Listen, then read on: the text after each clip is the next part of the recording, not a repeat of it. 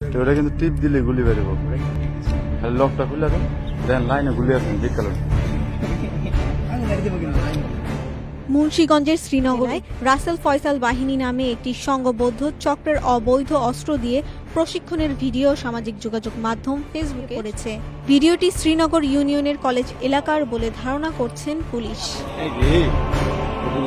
ভিডিওতে দেখা যায় 4 যুবক জনশূন্য একটি স্থানে দাঁড়িয়ে আছে। দুজনের হাতে দুটি পিস্তল ঘুরিয়ে দেখছিলেন। ভিডিওর কথোপকথন থেকে শোনা যায়, লক খুলে দেন, টিপ দিলেই গুলি বের হবে। এই সময় পিস্তল হাতে নিয়ে আকাশের দিকে গুলির চেষ্টা করা হয়। কিভাবে গুলি করতে হবে পাশ থেকে বলতে শোনা যায়।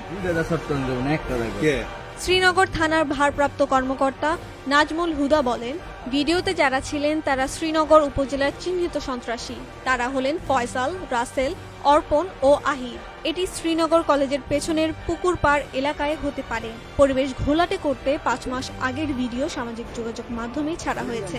তাদের সবার বিরুদ্ধে শ্রীনগর থানায় একাধিক মামলা রয়েছে। তারা সব আত্মগোপনে।